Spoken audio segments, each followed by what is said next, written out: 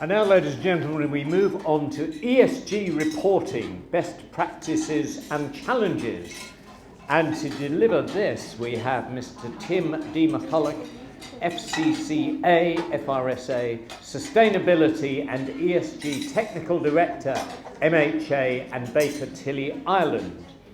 Mr. Dee-McCullough has worked at the technical end of corporate reporting for 20 years and leads ESG technical work for MHA, a leading UK audit firm and member of Baker Tilly International.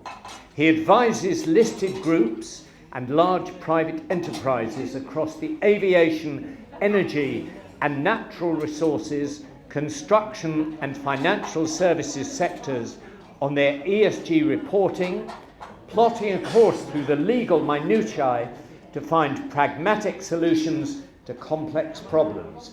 Ladies and gentlemen, please welcome Mr. Dee-McCullough. Thank you. Good evening. Thank you for that welcome. And Stephen, King Charles III may not have been here tonight, but Queen Elizabeth I was looking down on you, champion of pirateers and Sir Walter Raleigh. Brilliant. And also, Stephen, I really resonated with what you had to say. As someone who has survived both homelessness and suicide, your commitment to mental wellness is very much appreciated, so thank you. Who here loves the rain? I do. I love it. I'm not talking about the kind of damp, grey drizzle. I'm talking about full-on torrential rain. You know, the kind of rain that you go outside and you just get drenched. I feel alive. I love it. And the fact is that there's a monsoon of sustainability reporting on the way. And how we respond to that really will mean the difference between surviving and thriving. I mean, when we head out in the rain, there are some people who are running from shelter to shelter, clutching a copy of Metro over their head and trying to get out of it. Personally, I'd rather walk out confidently with the umbrella and enjoy it. And that's what I think we have to do with ESG reporting. Yes, it's onerous, but yes, there are huge benefits to it if we see it for the long term. And I think one of the greatest challenges that my clients experience with ESG reporting is knowing where to start. And I think you have to start with first principles here.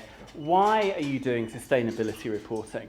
Is it because sustainability is as important to your business as the triple bottom line? Is as important as profitability, as safety, as all other elements of performance, not just profit? And I think Simon Sinek, when he says start with why, is so critical. You need to understand what your business does, how it does it, and where the ESG impacts and risks are concentrated in your business.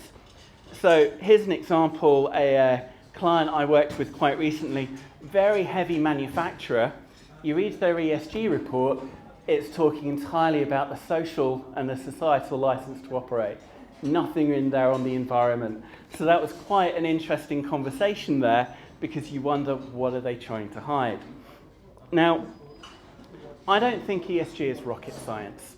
Most of us here, if we took the time, could actually probably think, where are the sustainability risks in our value chain, in our upstream supply chain, our downstream customers, our customers' customers, and what we do as a business. We just need to take time to do it. But one of the main issues here is that you can really get a sense of overwhelm. I mean, we've heard the alphabet soup tonight: ISSB, CSRD, UKSDS, CSDDD, or CS3D as my European colleagues like to call it. Some of those frameworks are from listing rules, some of those are coming from legislation, some of those are voluntary. How do you navigate this? How is anyone supposed to break this down? Now, that's my job, that's where I come in. My favourite African proverb: how do you eat an elephant? And the answer, slice by slice. You have to break it down into manageable chunks. And one of my favourite bosses who I used to work with implementing Solvency II around 15 years ago said, we want an evolution, not a revolution. If you try and go big bang, you're doomed to fail from the outset.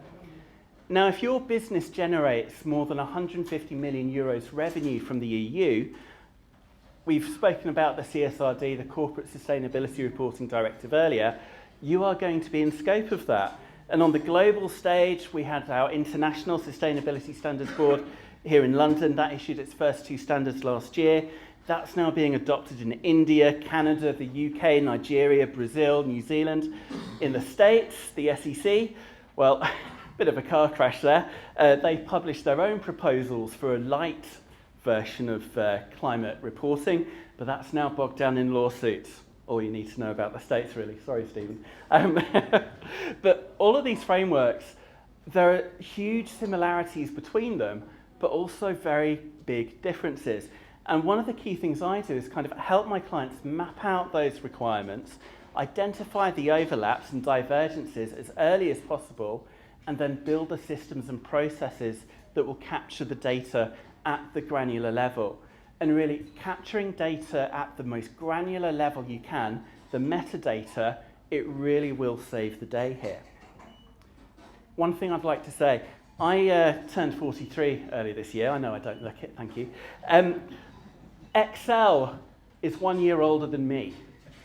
Anyone thinking you can use Excel for your ESG reporting, I'd like to know what you're smoking, because I'd like some. But on this scale, Excel really is not dynamic enough to really cope with the volume of data that we're talking about here. Essentially, I mean, data is data. The key thing is how it's recorded, how it's controlled, how it's reported, and speaking as an auditor here, is it auditable? So recent research, so last year, there was some research that highlighted 94% of spreadsheets that are used for strategic decision making have a critical error there. Can you imagine if you're using that for, say, 1,200 data points for CSRD and multiplying that 1,200 times over? And we're increasingly finding that AI really does bring support here. I'm actually looking at a ChatGPT tool at the moment where basically I can import a business's entire suite of ESG policies, their reporting, and within 5 minutes I know how ready they are for CSRD.